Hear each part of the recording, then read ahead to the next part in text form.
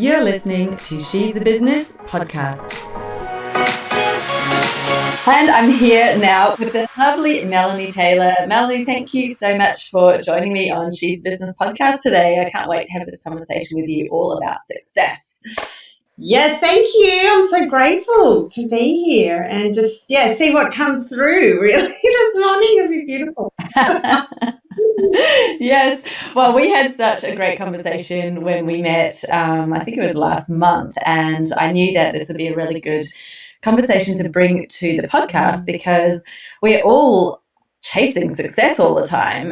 But what does it really mean? You know, why is it so hard sometimes? And what can we do differently so that we find success easier? I think this is really where we're going to explore today, and you're the right person to have this conversation with. But before we dive into all of that, can you tell us a bit about exactly what you do in your business? Who do you serve? And I'd love to know a little bit about how you got into it as well.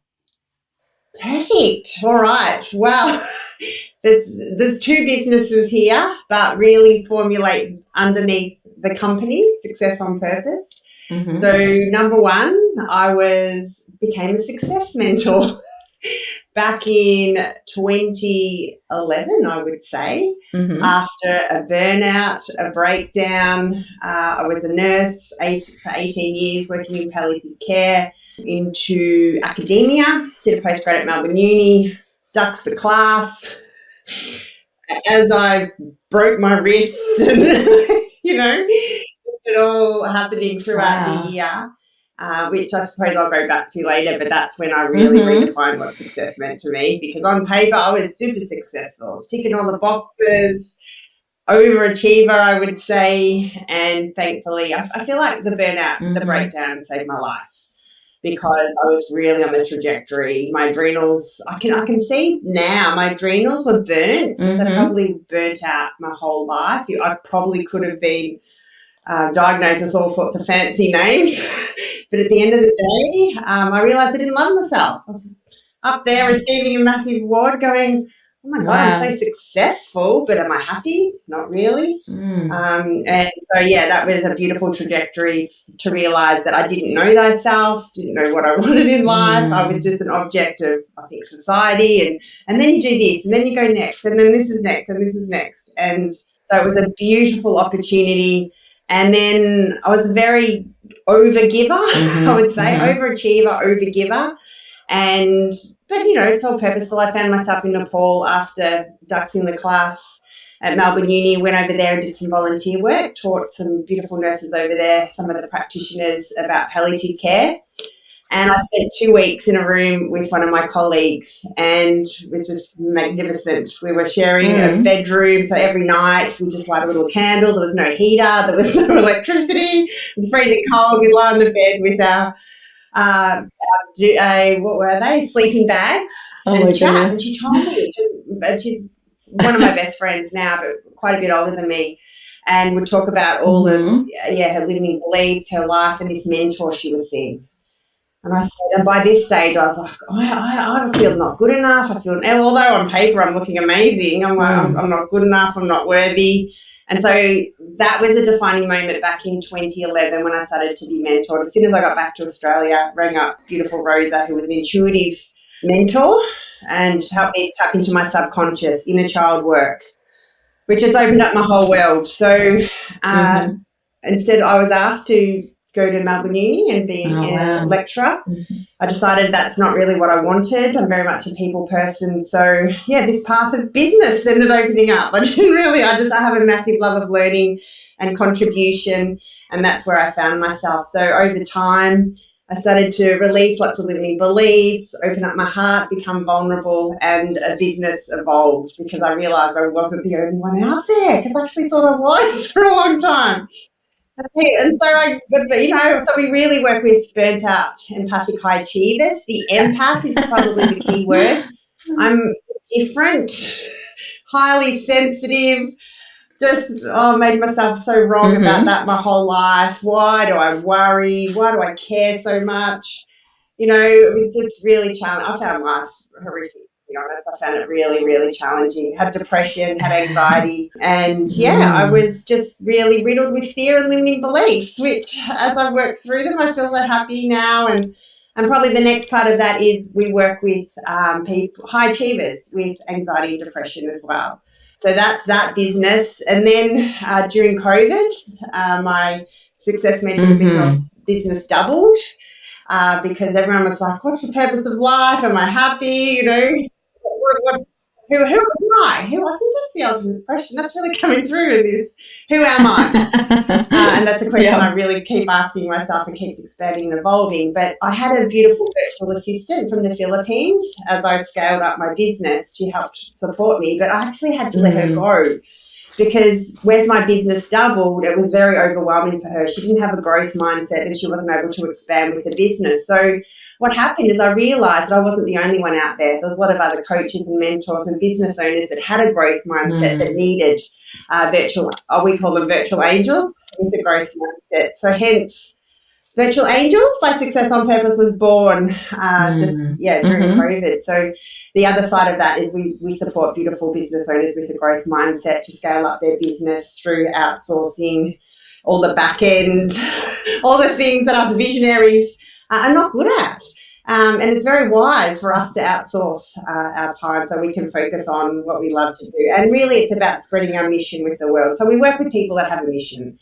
They have community. They're on a cause. It's not about anything else. It's this pull from the universe, and it's like, right, this is going. Because we've all had challenges, and we want to support people to, I suppose, belong again, come back to community, come back to love, come back to enjoying life, and I suppose living the best life that we can, really. That's what it's about. So, and then from that also, I'm an author. So I've wrote one book back in 2014, just finished my second book, which is called Depression, A Path to Abundance. I feel very emotional, something I'm very proud of. That's really to see depression for the empaths, for the super emotional, sensitive people as a strength, because I can tell you it's a gift because we're so sensitive, and when you release all the fear and the limiting beliefs, you have superpowers, intuitive powers like nothing else. So I really want to shift that paradigm about the belief around depression, and that there's another way out. For some people, my dad, go on antidepressants, go down the traditional way, that's perfect. But for me, I needed to find a different way, and I did. And now it's something I'm super grateful for, and it's been a blessing in my life. Actually, kept me going. I kept showing up when I wanted to leave. I was like, this is too much, but I kept showing up. And now, just this new beautiful path of abundance has opened up for me, which is it comes from as it comes from within, it shows up without as well. And so it's about, for me, that success of knowing and loving myself. As within, so without. I love that that saying. It's so true. Well, there's just so much in what you said, so I'm going to kind of dive back into little pieces of it. You mentioned about the empath, and as somebody as well who, gosh, I don't know if I've always been, but definitely feel like very sensitive, and I think it's easy to take on the weight of other people's emotions and things like that. How much do you think that contributed when you're working as a palliative care nurse? I could just imagine that's so incredibly difficult for somebody who's so empathetic and so sensitive when you're working, obviously with people who you would care so much about, and how difficult and how much emotional stress did that put you under, do you think, that was sort of leading you to that point of, when you mentioned that you've ended up in burnout? Yeah, such a great question. Well, I feel like it was a blessing and a curse, because it actually allowed me to be authentic as much as I could at the time to myself. Because I tried to do it like everyone else there for a while, and I'm like, just be tough, just be strong, don't get involved. that's probably what caused me the burnout the most, really, was not honouring my emotions, how I was feeling. So, this is a long time. It was, I was a nurse for 18 years. But then I started to, I need to be myself. Yeah. So sometimes I would sit there and I would sit there with the family and I would cry. I would have tears. Yeah. And it was beautiful because my heart was open. I'm not a robot. I tried to be a robot, didn't go very well. And so when I was my authentic, truthful self, it was beautiful because I learned, this is the key, which my beautiful friend that I mentioned earlier, Vicky, taught me, took me a while, but I learned how to be in compassion. Because for a long time I was in sympathy. And so when you're in sympathy, it's a lower vibration and you actually sit in the pain, which really is your own pain as well, which really burns out your battery. But as I started to become more aware and I suppose in doing the inner work, I started to come from a higher vibration where I could sit with people, but just being in a loving space of compassion. So holding a higher vibration that then they can come up to. And so that was a very defining moment for me, learning how to do that. But, I looked after kids. I was a specialist in palliative care for children. Yeah. So I had some times where I was a wreck. And I remember one day in particular, this beautiful 14-year-old I was looking after in the home, went home from the Royal Children's, handover from the doctors and the nurses there, and then we took over. And I was a wreck. I was hiding in the pantry, drawing up the syringe driver, and I was sobbing. And I was just sobbing. And this is the first time I'd seen, a child like that at home, and I was just a wreck. And then I'd be like, Mel, come on, you've got this, and deep breaths, and I'd go out again, and then I'd be like, oh my goodness. And then I finally got myself together, and then I walked out, and there's the mother. And she comes up to me and she says, this must be so hard for you. Me? It's like, what about you? And it just showed me just these beautiful people. And look, it was the most extraordinary, blessed experience. We ended up washing this beautiful child together. She told me so much about her life. And then things started to click in, and I'm like, wow. I had this judgment about how life should look. And then I get sad if it doesn't work out that way. But this divine child had lived more fully than people that lived to 105. And I was like, wow. And just an absolute light touched so many lives in 14 years. And it just really, my awareness started to shift. I started to change. And to be honest, it was an absolute textbook death. Perfect. Couldn't have gone any better. But after that, I was a wreck. I was actually managing the team at the day. I was just getting through. I was going home crying, lying in the bath every night, just a wreck. And then I finally caught myself and I'm like, what's going on? What's going on here? And then I realised it was my own inner child that I was grieving for because I wasn't living my life to the fullest. I had massive dreams as a 14-year-old. And I wasn't doing that. And so I'm so thankful for all of my patience because I wouldn't be doing businesses and all this thing and public speaking and writing books and being so vulnerable and open and if it wasn't for them. So they just helped me so much. And then I suppose the burnout was so purposeful because the trajectory had to change. I had to go off this way and be in service to my 14-year-old. It's like, I'm going to be an astronaut. And now I'm an astronaut. I live in higher realms a lot. Yes. So it's wow. Yeah, that's incredible. Just to look back and see those moments of experiencing that reality, that realization that, wow, here's this 14-year-old who's really lived life and you then recognizing that wow, I'm not doing what I wanted to do. And then actually the the sort of physiological part of the burnout, it sort of feels like when you look back at it, like all of these pieces are really leading and pushing you to be like, you're not on the right path, you're not on the right path. I'm really curious, because you said you were chasing success and you'd got all of these things and on paper it looked amazing, but you're still feeling like you still weren't enough, there still wasn't there.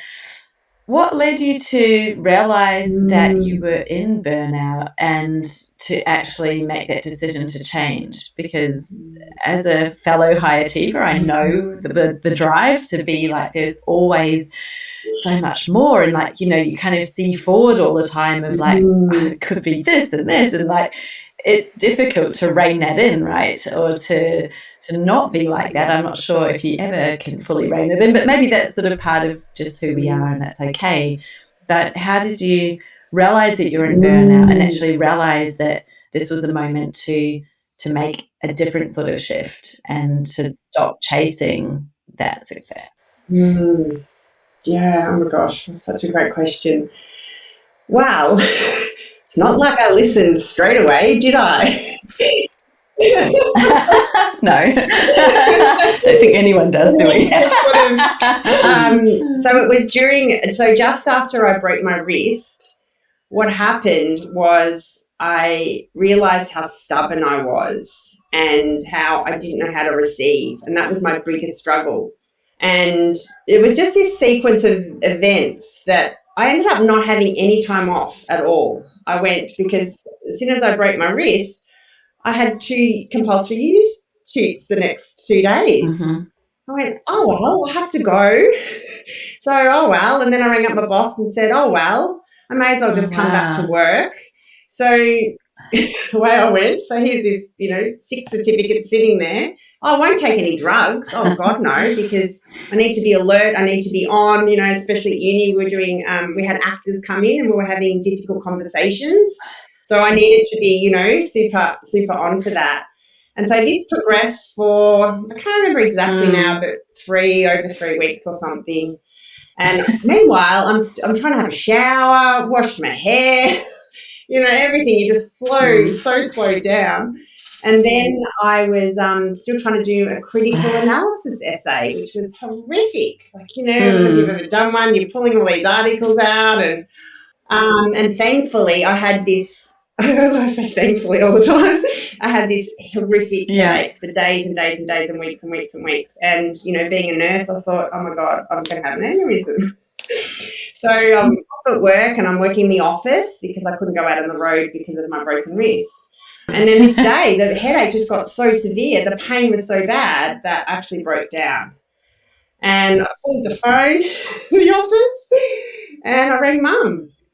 And I said, Mum, I was crying my eyes out. I said, Mum, I can't do this anymore. And she said, thank God. Will you come home? Will you let us look after you? And I said, yes. So then I took my 2 weeks off. Then I went back home. My beautiful sister drove down from Cairns with my other arm, helped me get my assignment done. But during this time, I realised, I was like, I don't know how to receive. I was so uncomfortable. But I had to hit breaking point and just surrender because I had no option. I couldn't control. I couldn't hold on anymore. And then just another little story was then after sort of all of that, I hit sort of mid-semester and then I went overseas to Las Vegas with 30 friends. We had a 2 30ths over there and I was wrecked. I just got my assignment in. I just got my plaster off and I was just so exhausted. So it was beautiful. I just slept. So we travelled from San Fran to Vegas and thankfully I didn't have to drive. So I just slept in the back. I was in and out of consciousness, like awake and asleep. And then this voice came in and said, Mal, you're not very kind to yourself. And I was like, where did that come from? And I look around and everyone's like sleeping or talking in other conversations. I was like, oh my God, I'm going mad. And then I fell back asleep again. And then this voice came in again and said, Mal, you don't love yourself. And I was looking around everyone else. And I'm like, oh my God. And then I realized it was my soul. Because my soul was talking to me. And then I was like, you're right. And so then I just started to be aware of myself. And then when I ducked Melbourne Uni, because I was the youngest in the course, I was up against doctors, like social workers, physios. Like, it was just not possible. It was just like, how the hell did I do this? And then I was up there receiving the award, nervous as anything. I had to do the speech, and because I was just scared of everything. Lived in fear. And then it just popped in my soul again. And I said, imagine what you could do if you were kind and loving to yourself. You can achieve so much when you're hard, in force. And so that was the defining moment. And then I just went, okay, I need to learn, because no one around me is doing it. I'm from the country. We're all givers. I was brought up Catholic, and I'm looking around and I'm like, it's not happening here. So, yeah, and thankfully, you know, when the student's ready, the teacher appears. And then it wasn't long later that Vicky mentioned this beautiful mentor, and I started to work with her. So, and then what happened for me is I'm super scientific because of my nursing background, that I learned that I needed to get into this parasympathetic nervous system, be calm, because I realised I didn't have any access to that. I just lived off adrenal stress. I had a constant sick feeling in my stomach. I just had so much anxiety and depression. So actually, I taught myself, really. I learnt all of these different ways, and so then that's what I use to support my clients, and that's the ticket to success. We have a beautiful body that's got this autonomic nervous system that, when it's regulated, life's amazing. But we dysregulate it growing up. We're told this, we're told that, you got to do this, you take on all this, you know. And so what I've done now is I've learned how to regulate my autonomic nervous system, and life's amazing. Wow, imagine if we went this way in school. That's so interesting. Yeah. And so, like, just leaning into that for a moment, so what do you define as success? Like, what is success? And that's how I show up every day. You know, things don't work out, things don't go, you know, the way you plan, but I always check in, and I choose compassion. I choose to be kind, because I was my hardest, meanest friend in the world. Like, I wouldn't want to be friends with me. I was horrific. But now that's like, did I respond? How did I respond?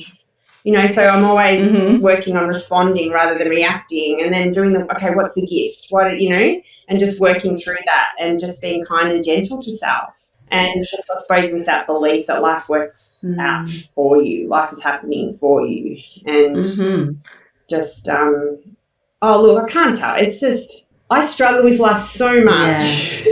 And just to be happy now, like every day, just waking up, and I don't have depression, is everything to me. So I'm just happy with not much. I wake up and I feel good. I'm like, oh my God, I feel good again today. Absolutely. This is amazing. This is amazing.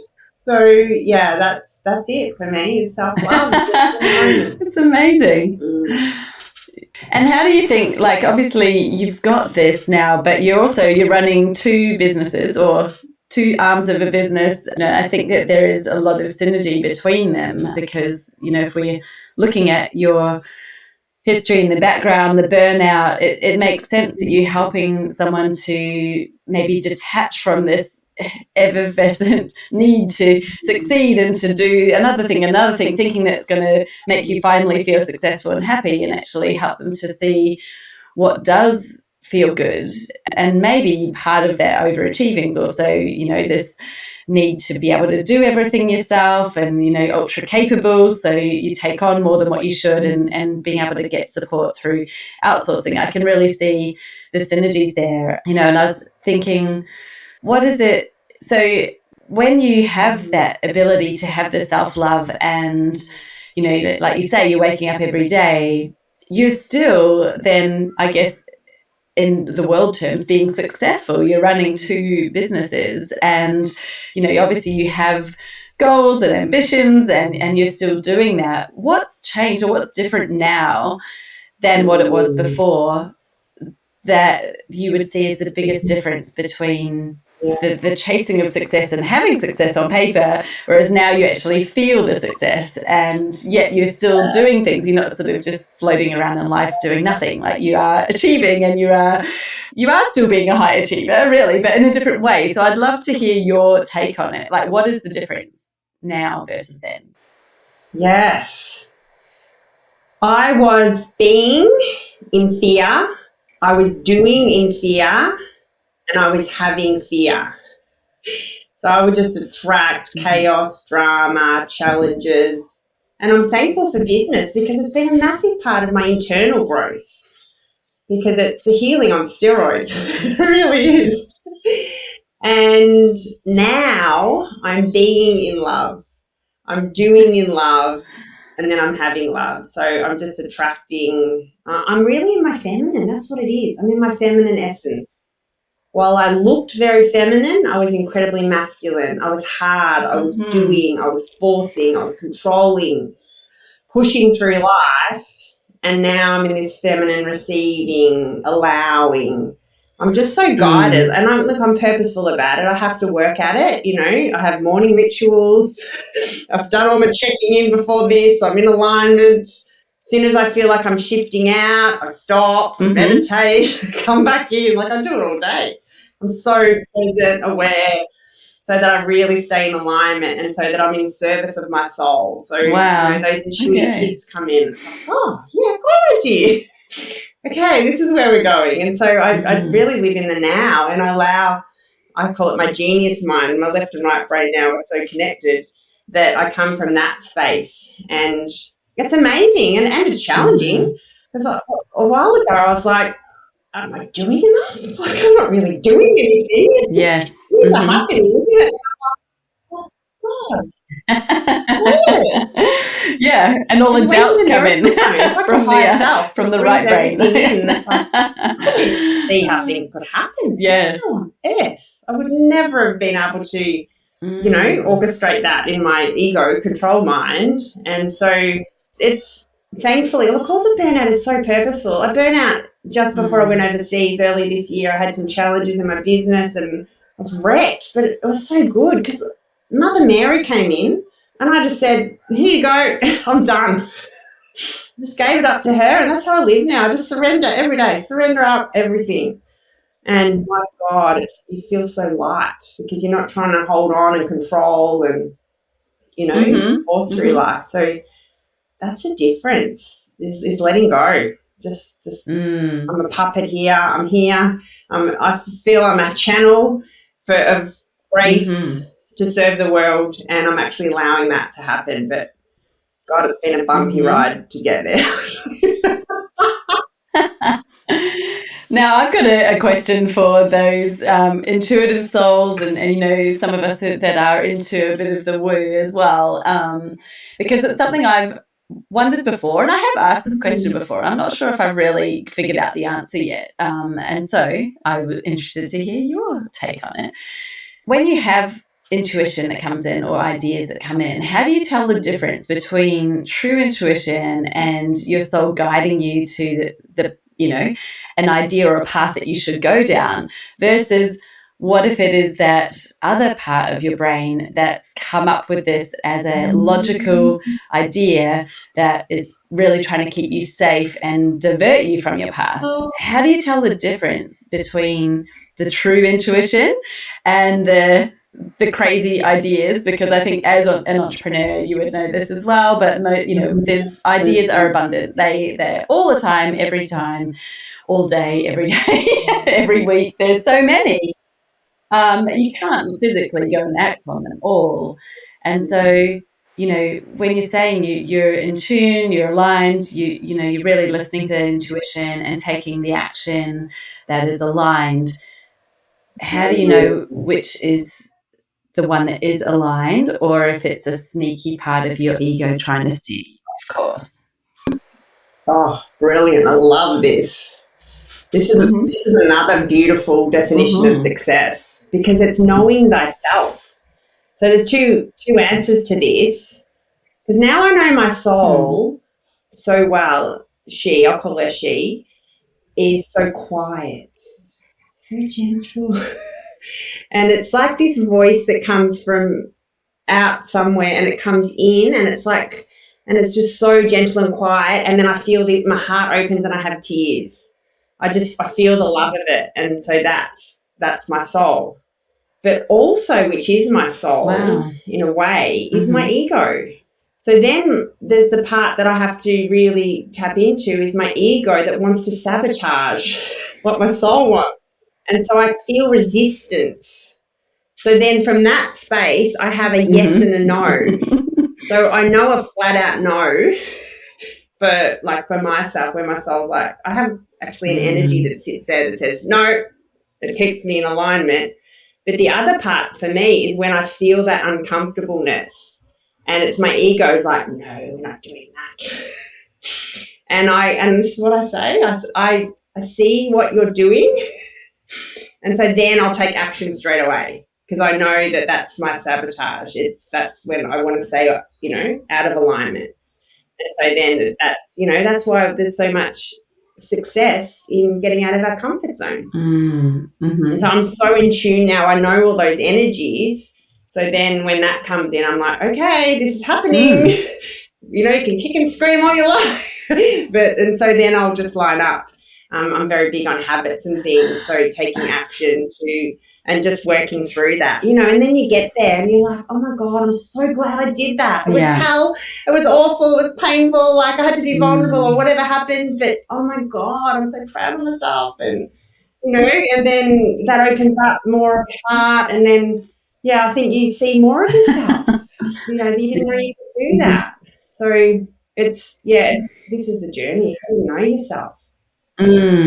Yes, and that makes so much sense. And I was just thinking, it's probably just the practice and of when you have those moments of the ideas, and maybe you're torn between two different ideas. You're like, I don't know which one is the one that I really should be leaning into. And the longer that you stay in that middle zone, you're really going nowhere. You're kind of stuck on the fence, right? And, just hearing you talk, Ben, I was like, that is the time where you need to actually stop trying to force it or think it through, because that is going to help your ego to give you all of the reasons why the one that they want to do. And I think it's that moment where you really need to go and sit in silence for a minute and just have no judgment on either, and just sit there and think about, what one do I feel like really the most excited about?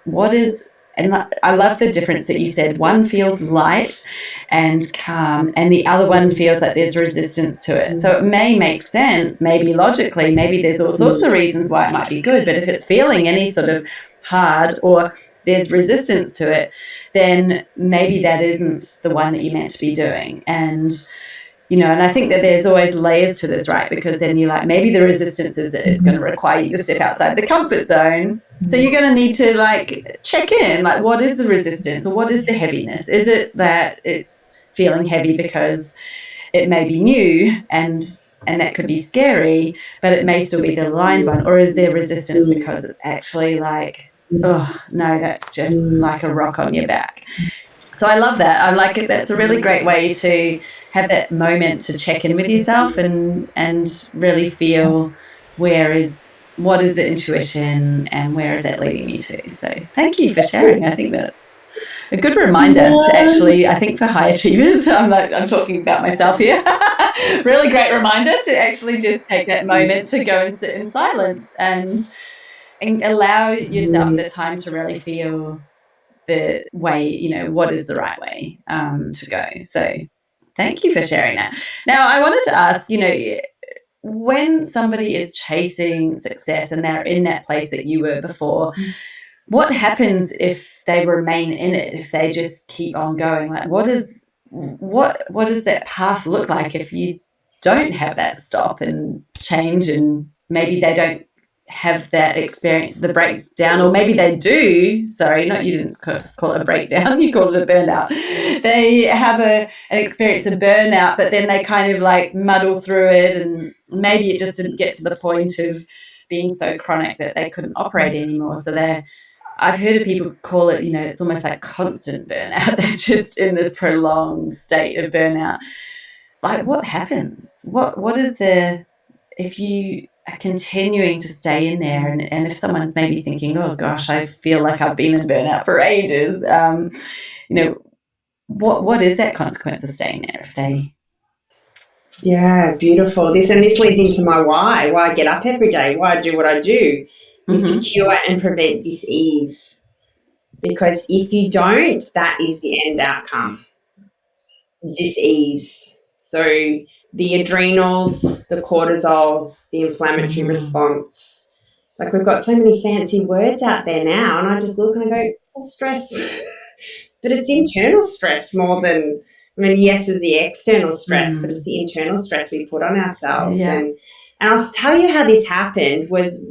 I was at the Royal Melbourne, and I was on night duty, and I used to work in high acute haematology, bone marrow transplant units, and one of the patients was up in the middle of the night, and I was just making her a cup of tea, and we're just having a chat. You know, they're all young. They're not old by any means. That's the thing. And she was just telling me, she said, Mel, I know when I got cancer, because they all had like leukemias and things like that. And she's telling me, I'm this young, you know, just out of graduate, and she's saying it was this time in my life, and it was work, and I was stressed, and blah, blah, blah. And then she's like, and the signs were there. And she's like, I look back now, and the signs were there. And I'm just sort of flabbergasted, because I'm sort of taught that, you know, it's all of these other things that you get cancer and la, la, la. And then, because I had such anxiety, which was a gift for me, because I was a very good listener. I never liked to talk about myself. So I loved listening to people and listening to their stories. And I heard this time and time again. And, oh, Mel, I know that all the signs were there. I wasn't listening, and you know, the stress, all these periods in my life. And I was just like, oh, my God. And then I realised that if I didn't start to change myself, then I was on this trajectory, 100,000,000%. I really feel like I would have got breast cancer, because breast cancer is about nurturing, and I wasn't nurturing self. Yeah. And I know the energy of people. Like, I hear it all the time when they say, oh, such and such, especially nurses, just got cancer. And I'm like, oh, I know, like, I could feel that energy. Like, it's like, yes. And so, yeah, this is what happens. I just saw it all the time, and I just saw, you know, so many beautiful couples, and they'd get to retirement, and they'd be so excited, and they've got the caravan and the big, beautiful truck, and, you know, they're off there going, and then, you know, one of the partners just falls over a little bit, just, there's nothing major, and, oh, I better go to the doctor, full blood screen. Next thing, they find out they got cancer. Then one of them dies, and then all their plans done. And I just saw this over and over again. And I'm like, we are doing life upside down. Like, what? So I was just like, you know, this is years and years, and I'm just observing, going, what are we doing? What am I doing? Like, what is this life that we just work so hard? For what? For when? For when? Yeah. Exactly. Like, and you're doing all that work and all that stress to get to the life that you think you want, and then by the time you get there, you've actually burnt your body and everything out so much that, you know, maybe you have some form of illness, or, you know, even worse, cancer.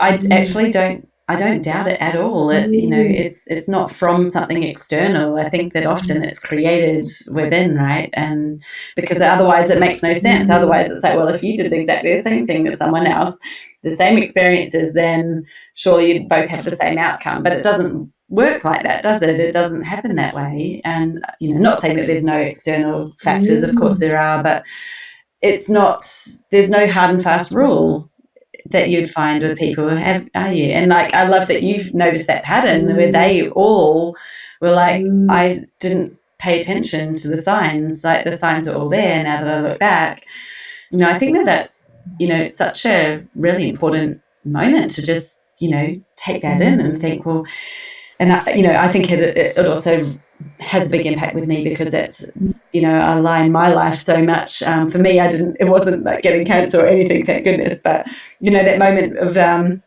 maybe we were talking about this when we chatted last, but when I became a mum, and, you know, the first baby, you know, and I was geriatric. I was 35 when I had my son.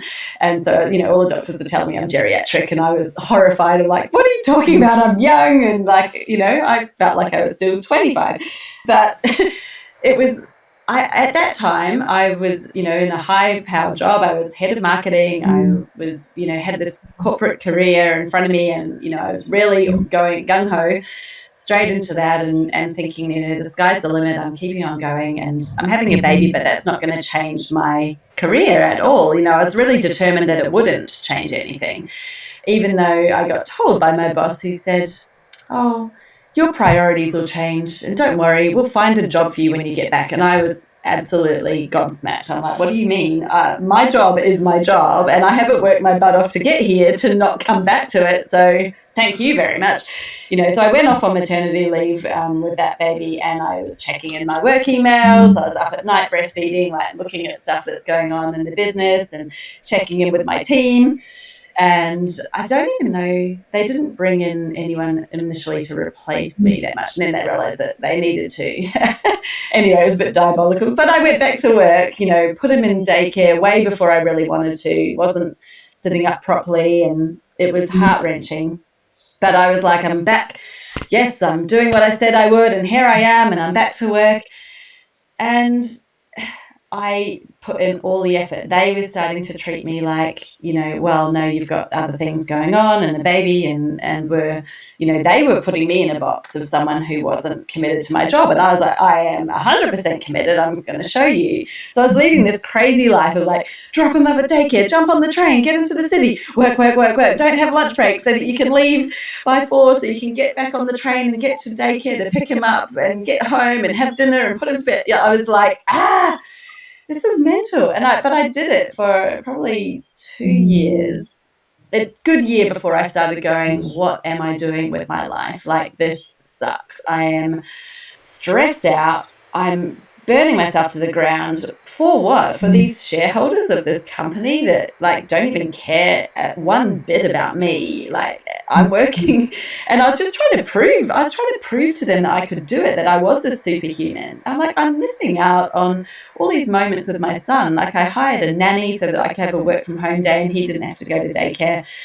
So I was sort of there, but she was looking after him, and she was coming back from the park with all these beautiful photos of him on the playground. And I had that moment, and I said to my husband, I'm like, I could do so much more. They're not even allowing me to work because they think I'm some mum with a baby and that they shouldn't be pressuring me. And I was like, I can do so much more. It is almost insulting, what's going on. But I don't want to do it this way. I don't want to live by those rules. And what is this life that I think I'm trying to get to? Why aren't I even just living it now? Something could happen tomorrow, And that was that moment for me where, I think it was just a culmination of all of this whole experience in life that I was in, realizing I am not one bit happy. I've got, like you say, it's all on paper. I've got the degree. I've got I'm head of marketing, which is what I'd always wanted to be.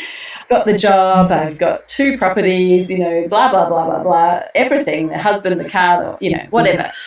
And I was like, this isn't living. Like, I want to be traveling. I don't want to ask for annual leave. I want to be able to go to the beach when I want. I want to be able to exercise and look after myself. And obviously you put yourself last after everything, right?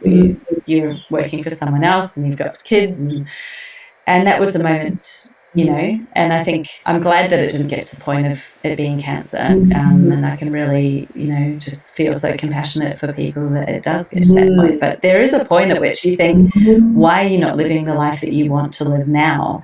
And that, to me, that was actually that moment where that's when I started this business. I was like, no, I'm maternity leave with child number 2. And I am not going back to that, and I'm not going to make that same mistake again. And, I did it for them, I did it for me. And then I was like, I want other people to think there is a way to have a business and to actually be having the life that you want now while you're building your success. Like, you actually are more successful than what you think already. Even, and it can always be more, but why are you putting life on hold and all the things that you enjoy on hold just so you can have some success in the future? It's like, no, now, today, because you don't know what's going to happen tomorrow. So if you're not enjoying it every day, then what are we doing? And so I love that you approach it from that success point of view, and tuning into yourself and your soul, and then I've come at it from the let's design the business strategy that actually gives you the lifestyle now that you want to be living, so that it's. And I know that the business isn't successful on day one. Everybody knows that, but it's like, but start building that business now. Like, don't build a business that's actually taking you further away from that, that's taking up more of your time. Let's do it now so that you're enjoying that life while you're doing it. But anyway, that's enough about me. I wanted to ask you, so when you've got... Can I just add something in? Yes. Yeah. So loudly. Sorry. It's coming from soul. Do it. This was something beautiful for the listeners to do, and this is what I do quite regularly, I don't know, quarterly. Write your eulogy. Write your eulogy. You know, what are they saying about you? And oh my goodness, that just defines like what's important, because as you beautifully said earlier, like it's about stopping what feels right, not the thinking mind. And I find that just really brings you on path, because then a lot of stuff just goes. It's like, yeah. And what do you remember for? You know, for me, I want to be remembered. Yeah, all the stuff I was worried about. I really, I've lived life. I live every day like it's my last, and that's the goal. So yeah, I just wanted to add that in. It's just it's great for business owners. I think they probably get it more than the high achievers will love it, because it's just a really beautiful reflective process. What do you want to be remembered for?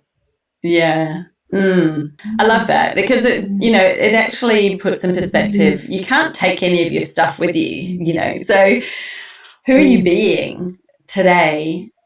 Because that's what people are going to remember, is who you were, not the things that you had. They're not going to go, wow, she had a really great house, or she had whatever. They're going to be there. You are going to be remembered for who you are, and the impact that you make with other people. Maybe it's like, it may be as simple as a smile that brightens someone's day, right? Or it could be just a random thought or something that you shared with them that actually just gave them a perspective or changed something for them, that sent them off down a whole new path. And sometimes it's the smallest things, but I think that who you're being is who you're going to be remembered for. So I love the fact, write your eulogy. What is it that you want to be remembered for? And then how can you start living into that now? I love that. And this is kind of related, because the question I was going to ask was, when you have got to that point, you're realizing, right, okay, enough's enough. I'm off the crazy train. I'm going to jump off it. I'm not on the treadmill anymore, doing life the way that, that we've been told, and I'm going to do what is going to be more in tune with myself. When you're a high achiever, you've got all these things happening, what are some of the easiest ways or the first steps that you can take to really make that shift and to rein back from this like incessant need to have more and do more? Like, and maybe the first step is writing the eulogy, so I love that. But what else could someone do today that, if they're feeling like, oh my goodness, I feel like we've just been talking about me, I do all those things, I'm on the train of like crazy life trying to achieve something, and for what? What's the first step? How do we get off the train? Well, I feel like the best thing is to share what worked for me. And that was a daily practice of 5 minutes of deep breathing. And this sort of just came through. I started to understand science. I'm like, I'm not accessing this parasympathetic nervous system.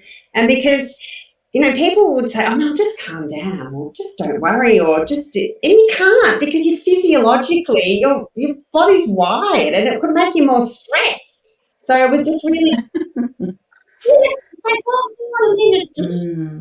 and then you're trying to calm down. So you're like, so I knew I had to do an action that was useful. Like, what's everything our body has. So what happens if I know my high achievers, they love the science, because why now? Tell me, because otherwise it's a bit of fluff and take some deep breaths. Like, well, that's ridiculous.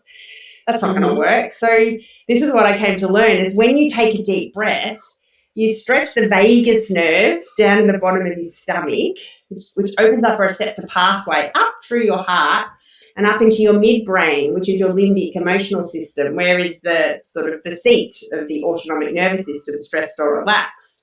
So what you're doing, and the key is a longer out breath. And I always say, do it and do it badly. Because it's horrific. Because when you get to that place, and my practice is I always work and teach in 30-day cycles. Because you have to build new pathways. You can't work with the old pathways that are in the brain. Yeah. And when you're building new pathways, it's uncomfortable because they're not there.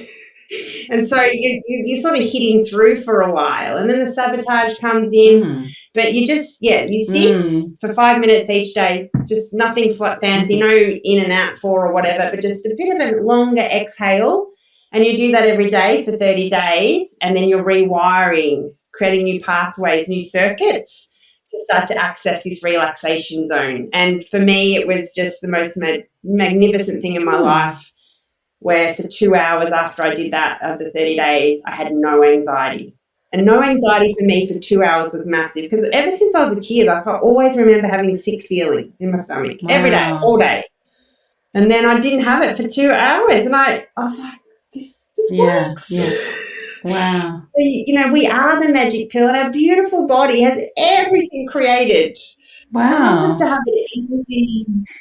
And breath as well. Like, people think that's got to be too easy. Like, I'm doing it all day long anyway. It's like so simple, so easy, and so accessible that we're overlooking it and looking for something more complicated, or looking for something that's more like, it must be more than that. I must need whatever it is. I just love that. How easy.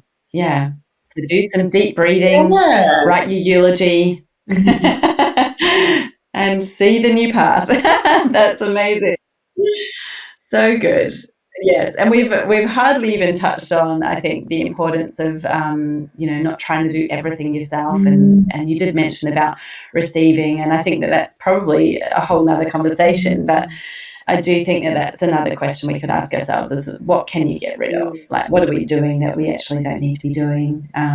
Whether that's in business, whether it's in life, whether it's like, hey, you know what, my kids could empty the dishwasher or whatever, having a little process where maybe you can go through and discover what things you could delegate or delete completely from your existence that are not necessary would be wonderful. But Mel, I'm conscious of time, and we've had a really great discussion, so maybe we'll bring that whole one about delegation, have a whole topic on that another day. You mentioned that you have some, an offer for the listeners of the podcast just before we jumped on live. So I didn't want to close off without mentioning that. Do you want to share a bit about that for us? Yeah, so I was referring to the Virtual Angels business. So for any beautiful business owners there that mentioned the podcast, we're happy to give a free Virtual Angels on Purpose session. We have a coaching program for our Virtual Angels. They're high achievers too, so they need their groups, they need accountability.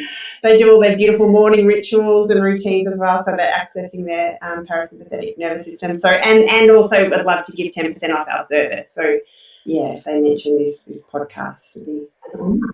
Yes. Awesome. Yes. And so that's a service to connect you with a virtual assistant of your own. Amazing. That is so kind and very generous of you. I thank you so much for that. And so how can people get in touch with you or connect with you if they just want to follow along and listen in a bit more? Where can we best find you? Yeah, so we're all over social media. I'm never on there, but my beautiful virtual angels are. It's not my genius zone, I'm not into technology, being there every day, but they are. So we're on Facebook. If you look at Melonie Taylor with an O, Melonie, a little bit different. Instagram, LinkedIn, or my email is melonie@successonpurpose.com.au. So yeah, always happy to hear any questions. We love to share. Yeah, just make everyone's lives easier and help everyone get their mission out there. That's what we do. Yeah, sharing life. Yeah. Absolutely, yes. It's so incredible, and just so many people's lives that you're really changing, and significantly. So I love the impact that you're making with your business and helping people. all of us high achievers that need to just love themselves a little bit and know that you're already successful, you're already enough. That's amazing. So I appreciate that so much. We'll make sure all of those links, so if you want to get in touch with Mel and her team, they are in the show notes. You can scroll down and find her on social media or her website there. And don't forget, if you are thinking you need to delegate something from your business, then she has that amazing offer for you if you get in touch with her, and she can help you find the right virtual assistant for you. So thank you. I think that is just incredible, and I appreciate your time with us today. Mel, do you have anything final that you wanted to leave the audience with before we sign off? Well, my motto in life has always been just keep going, never give up. And yeah, because when you just spend more time loving yourself, that's when the universe really responds. Because the universe is that light of vibration, and we remember that we are that. And then we just have this beautiful flow that happens. And so, but you have to just keep going, never give up, because for me, the programming was life has to be hard.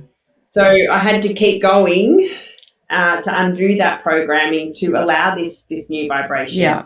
But it's there for all of us. I'm not special. I just thankfully had a lot of burnouts. Yeah. and kept moving, and it's there for all of us. So that's just keep going. Love it, and in the best way as well, as in keep going. You will learn to open up that intuition and be able to be in that place of, you called it light and free, like feeling really good about it rather than it all being heavy and pressure. Because I think that's something we all do, don't we? As high achievers, we all keep going and push ourselves, but it can be a light way instead of the heavy way. And that's what I think you've explained so beautifully today. Amazing. Thank you so much, Mel. I appreciate your time, and it's been really fun discussion. So we'll talk again soon. How about this? You and me, 20 minutes, and you've got the inside scoop on the 5 things that you need to have in your business so that you're easily attracting high-paying, committed clients without doing time-intensive cold outreach or crazy social media schedules or any of this other fluff that can literally keep you busy on the marketing treadmill forever. Well, none of that's really necessary when you've got your strategy dialed in and you've got the right offer for the right clients.